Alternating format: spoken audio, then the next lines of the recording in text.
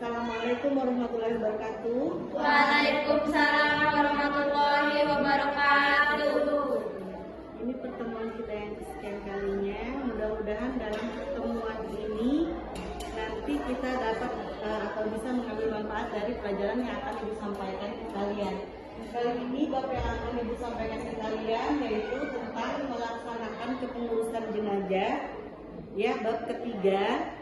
Dengan tujuan pembelajarannya, yang pertama, Ibu akan nanti menjelaskan kandungan dalil naqli tentang kepedulian terhadap jenazah, kemudian menjelaskan tata cara penyelenggaraan jenazah, menjelaskan tentang bertakziah dan ziarah kubur.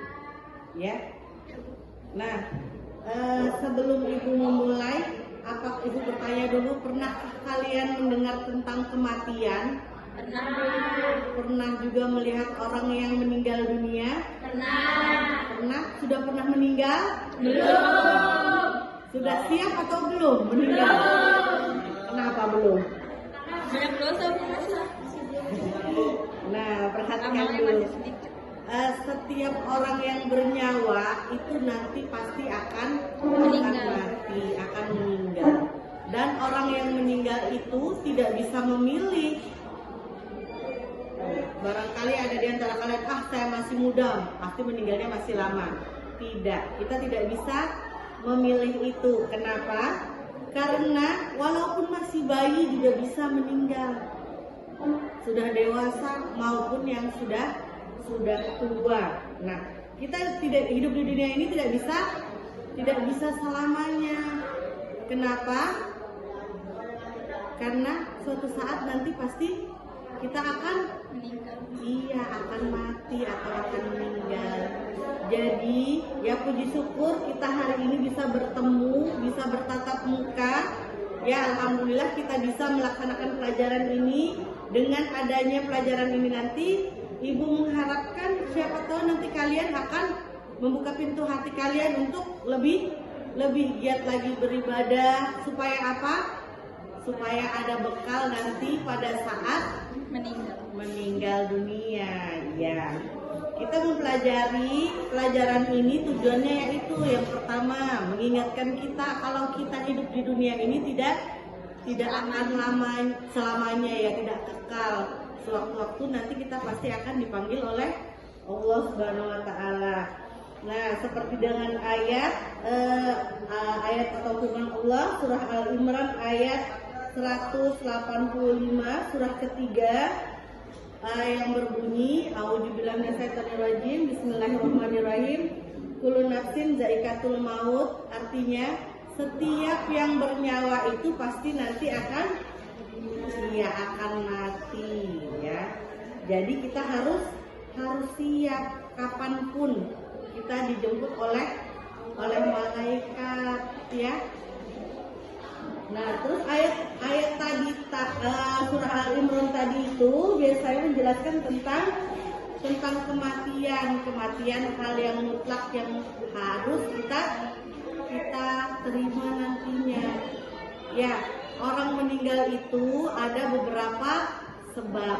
Ada karena sakit, ada karena bencana atau kecelakaan, misalnya ada musibah. Nah, pernah nggak melihat orang mengurus jenazah? Pernah sebelumnya? Pernah ikut melaksanakan?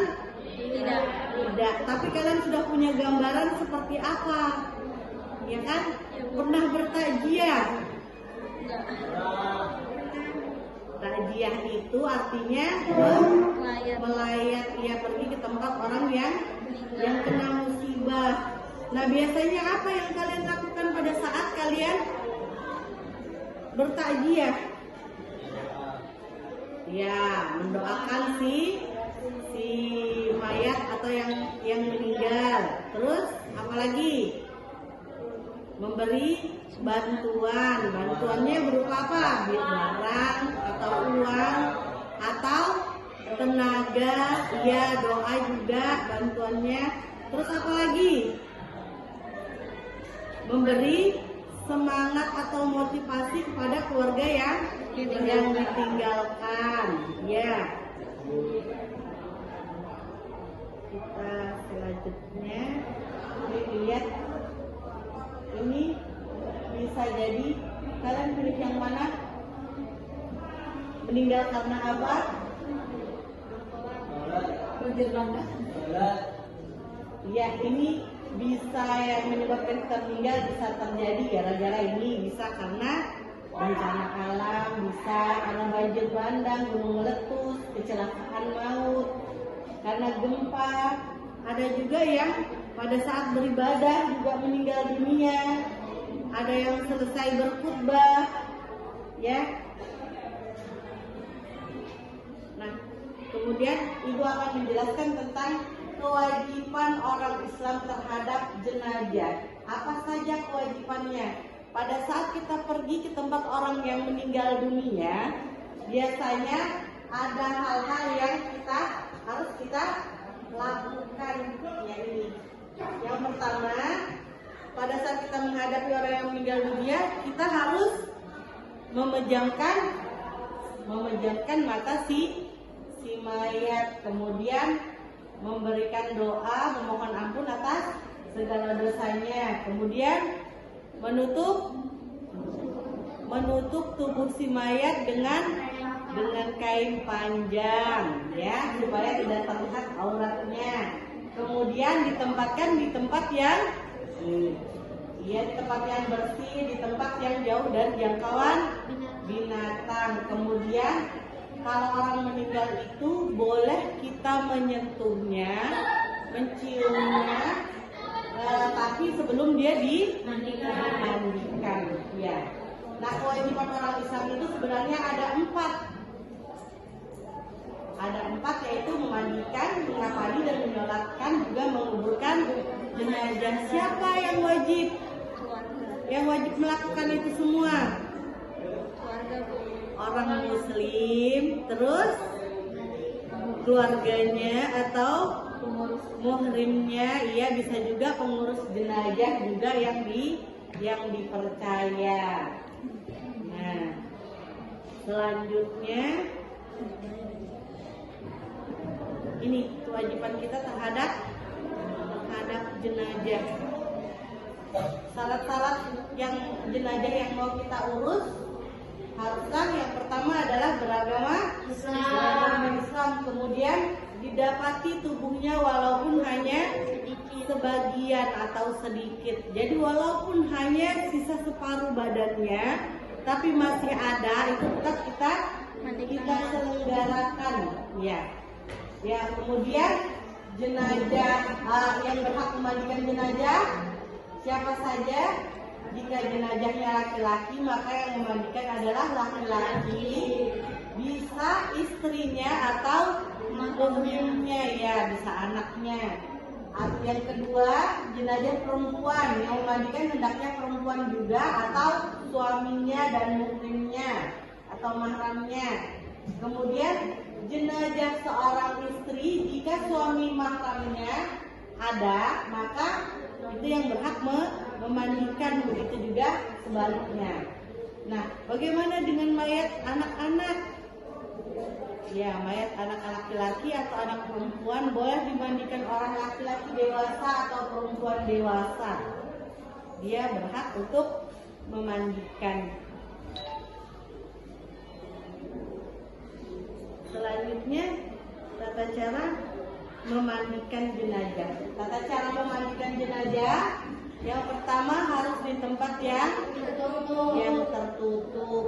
Ya, tempatnya harus tinggi, paling tidak di atas dipan. Kemudian mayatnya itu biasanya disandarkan, disapukan perutnya atau ditekan perutnya, itu untuk membersihkan kotoran terakhir. Biasanya kalau orang yang meninggal dunia itu masih mengeluarkan, pada saat dia sakaratul maut, dia mengeluarkan kotoran yang terakhir, dan itu harus dibersihkan. Ya, yang membersihkan juga biasanya pernah melihat orang membersihkan?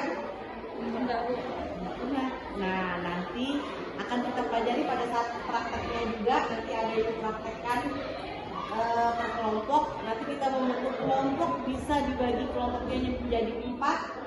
Ada yang memandikan, mengafani, menyolatkan, dan menguburkan. memandikan jenazah. Nanti ibu ajarin langsung prakteknya. Nanti biar prakteknya memakai boneka. Tapi ibu biasanya tahun-tahun sebelumnya, tahun-tahun kemarin sebelum pandemi, kakak-kakak kelas kalian itu tidak mau memakai boneka, memandikan saja memakai bonekanya.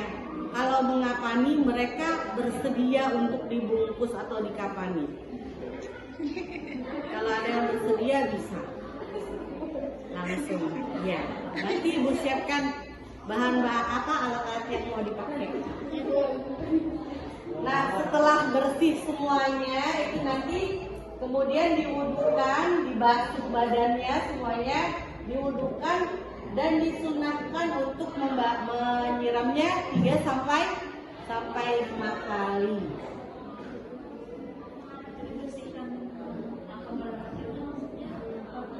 Iya, semuanya dibersihkan badannya termasuk sampai bersih. Kemudian setelah bersih baru diwudukan. Yang memandikan itu biasanya paling banyak 4 orang. Iya, di tempat tertutup. Kenapa di tempat tertutup? Karena kita harus menutupi aibnya si mayit, jangan sampai terlihat. Karena orang yang meninggal dunia itu tidak semuanya bagus posisinya. Mungkin ada yang karena kecelakaan, ada yang badannya hanya separuh yang ditemukan, segala makanya itu tidak boleh diketahui oleh orang banyak. Nah, makanya orang yang memandikan jenazah itu biasanya orang yang dipercaya, yang bisa menutupi aibnya si mayat juga. Jadi tidak boleh diceritakan ke orang lain. Nah, kalau menangis, kalau yang mengurus jenazah, kalau keluarganya pasti menangis, tapi tidak boleh berlebihan menangisnya. Kalau menangis yang sewajarnya diperbolehkan. Nah, kemudian nanti ini kalian tadi sudah mencermati. Nanti tugas kalian per kelompok kalian mencari ini literasi tentang, bisa di buku, bisa di internet, bisa dimanapun, tentang memandikan jenazah, baik jenazah laki-laki maupun perempuan. Kemudian kalian mencari hadis yang berhubungan tentang cara memandikan jenazah. Ya, tugasnya nanti per kelompok. Cari literasi sebanyak mungkin, nanti kalian diskusikan, nanti ibu nyuruh kalian maju untuk menampilkan hasil diskusi kalian. Ya, bisa cari di internet segala, banyak. Nah, sebelum kita lanjut dulu, ibu tadi belum menjelaskan tentang apa hukum mengurus jenazah. Sudah pernah dengar hukum mengurus jenazah apa? Iya, fardu kifayah. Jadi fardu kifayah berarti diwajibkan untuk seluruh orang muslim, ya kan? Harus melaksanakan. Nah, kemudian ibu lanjut lagi bagian kedua. Tadi bagian pertama adalah memandikan jenazah. Kemudian yang kedua adalah mengapani jenazah. Iya, mengapani jenazah. Setelah dimandikan, mayatnya akan dikapani. Seperti apa? Pernah lihat kain kapan? Pernah. Ya, pernah. Kain kapan itu dari mana belinya? Biasanya itu kalau ada yang meninggal, diambil dari orang yang meninggal itu uangnya untuk membeli kain kapan. Kalau tidak ada, berarti orang yang selama ini menghidupi orang yang meninggal itu yang membelikan. Kalau masih tidak ada, berarti yang membelikan adalah kas masjid atau RT atau RW kasnya. Kalau masih tidak ada lagi, berarti yang wajib membelikan siapa? Sesama muslim. Ya, dibebankan. Kalau beli kain kapan itu biasanya di toko-toko banyak disiapkan. Terus ada juga khusus untuk menjual tentang perlengkapan pengurusan jenazah.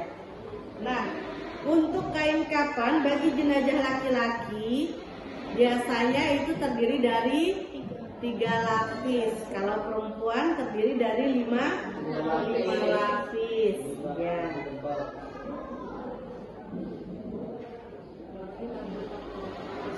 Ya. Ini tata cara membungkus si mayat atau membungkus orang yang sudah di jenazah yang sudah dimandikan.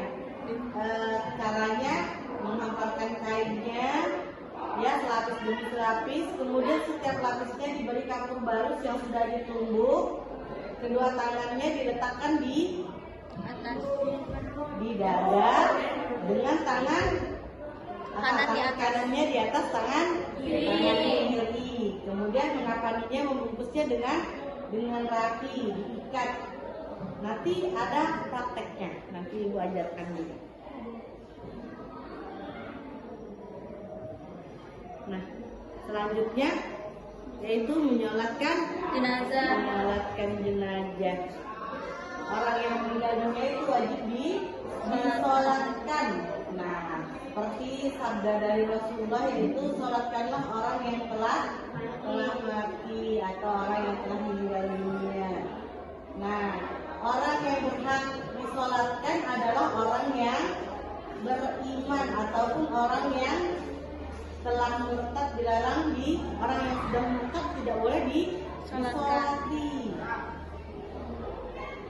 Terus bagaimana orang yang waktunya disolatkan itu harus seperti apa? Ini tadi untuk bisa disolati keadaan si mayat harus yang pertama adalah suci, sudah tadi dimandikan, kemudian sudah dikafani. Nah, kemudian jenazahnya berada di depan orang yang menyolatkan. Nah, ini tata cara pelaksanaan sholat jenazah. Sholat jenazah itu biasanya mayatnya diletakkan di depan jamaah. Jika mayat laki-laki, imamnya berdiri di dekat kepala jenazah. Jika mayatnya perempuan, imamnya berdiri di posisi perut jenazah. Nah, imam berdiri paling depan, diikuti oleh makmum. Ya, jika yang menyolatkan sedikit maka harus dijadikan menjadi tiga saf. Berapa rakaat orang menyolatkan jenazah? Ya, 4 takbir, tidak disertai dengan ruku dan sujud. Jadi hanya berdiri saja menyolatkannya. Ya, dengan 4 takbir. Ini takbir yang pertama. Takbir yang pertama membaca surah Al-Fatihah. Ya. Niatnya apa? Nanti ini ada kan niat orang yang menyolatkan jenazah. Nah, usolli ala hazal mayiti arba'a takbiratin fardol kifayati lillahi ta'ala. Ya, ini niatnya. Jika jenazahnya perempuan maka usolli ala hazil mayiti arba'a takbiratin fardol kifayati makmuman lillahi ta'ala. Lanjut takbir pertama tadi membaca surah Al-Fatihah. Apa enggak surah Al-Fatihah? Ya. Takbir kedua membaca salawat. Ya, kalau tidak hafal yang panjangnya cukup membaca yang pendek. Allahumma sholli ala sayyidina Muhammad wa ala ali sayyidina Muhammad. Kemudian yang ketiga adalah membaca doa untuk si mayat. Apa doanya? Allahumma ighfir lahu warhamhu wa'afihi wa'fu anhu. Itu untuk jenazah yang laki-laki. Kalau yang perempuan seperti apa? Diganti menjadi Allahumma ighfir laha warhamha wa'afiha wa'fu anha.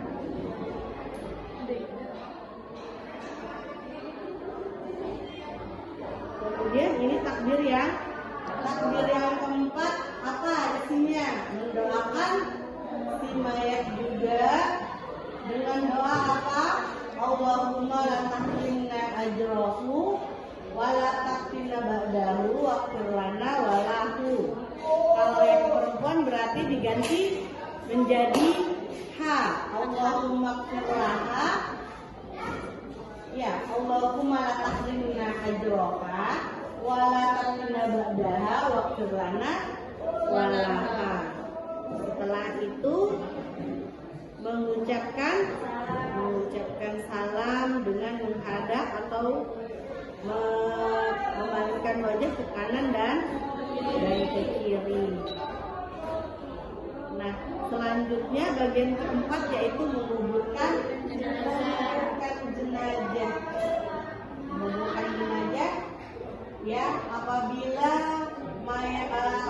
orang yang meninggal itu malam hari ya, sebaiknya dikuburkannya sebaiknya pada siang hari. Namun jika ada kendala, misalnya mayatnya berbau yang sangat mengganggu, bisa keciuman atau apa, itu bisa kita segerakan walaupun menguburkannya malam hari ya. Kemudian paling tidak kuburannya itu harus diluaskan. Nah, dalam satu liang lahat atau liang kubur itu boleh lebih dari satu mayat, itu diperbolehkan.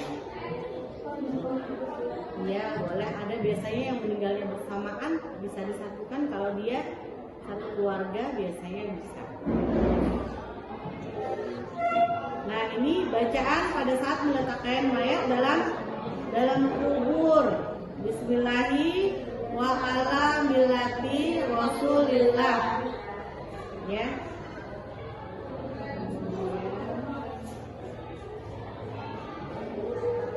Nah, ini sebelum dikuburkan biasanya ada enggak kata-kata yang disampaikan oleh keluarga yang berduka? Biasanya apabila si mayat masa hidupnya mempunyai hutang apa-apa, itu diserahkan ke ahli warisnya yang wajib membayarkannya. Ya, seperti sabda Nabi, dari orang mukmin itu tergantung atau tidak sampai ke hadirat Tuhan karena hutangnya sampai bayar dahulu hutangnya ya, oleh dibebankan kepada keluarganya.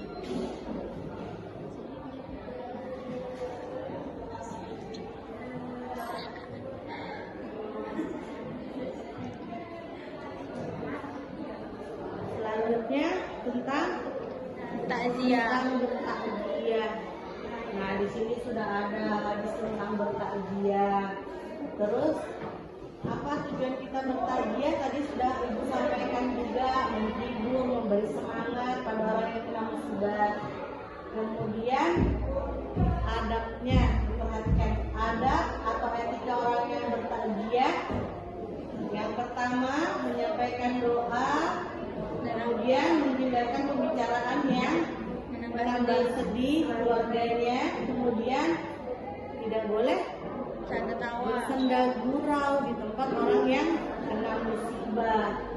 Ya, usahakan ikut dalam kepengurusan jenazahnya, paling tidak ikut menyolatkan, kemudian dan ya membantu membuatkan makanan bagi keluarga yang tertimpa musibah. Selanjutnya tentang berziarah kubur. Nah, ziarah kubur itu hukumnya apa? Hukumnya sunnah, tapi juga ada etikanya. Etika pada saat kita berziarah kubur. Etikanya kita jika ingin berziarah harus niat ikhlas karena Allah. Kemudian sesampai di kuburan harus mengucapkan salam, tidak banyak berbicara. Kemudian berdoa untuk ampunan dan kesejahteraan mayat. Kemudian diusahakan tidak berjalan melangkahi kuburan atau menduduki nisan. Ya. Nah, mengapa kita kenapa kita dianjurkan berziarah kubur biasanya ya? Tujuannya itu yang pertama supaya kita mengingat akan kematian, terus supaya kita menjauhkan diri kita dari sifat-sifat keduniaan, ya.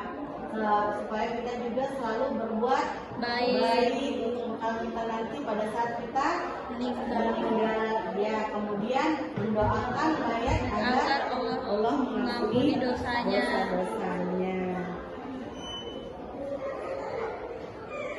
Nah, ini perilaku yang kita terapkan, perilaku mulia yang harus kita terapkan pada saat atau kita sudah mempelajari tentang jenazah, tentang pengurusan jenazah, ya. Ini yang diterapkan perilaku sehari-hari agar kita bisa mengikutinya. Ini membantu segera mengunjungi keluarga yang terkena musibah, kemudian mendoakan, mengucapkan berduka cita, membantu persiapan pengurusan jenazah, memberikan bantuan kepada keluarga korban, dan menghibur korban. Ya, ini penjelasan singkat tentang pengurusan jenazah. Nah, tadi juga Ibu sudah menyampaikan di awal tujuan dari pembelajaran kita. Ibu harapkan nanti ini bisa tercapai tujuan pembelajaran kita tentang jenazah. Kalian juga bisa nanti belajar juga mempraktekkan tentang cara-cara mengurus jenazah. Itu akan kita praktekkan pada minggu berikutnya, pertemuan berikutnya. Jadi nanti Ibu harapkan masuk selanjutnya membentuk kelompok menjadi 4 kelompok. Nanti kita bagi kelompok yang pertama tentang memandikan jenazah, yang kedua mengapani jenazah, yang ketiga menyolatkan jenazah, dan yang keempat menguburkan jenazah. Kalau misalnya kelompoknya kurang siswanya, kita bisa gabung ke kelas lain, ya, karena di sini yang muslim hanya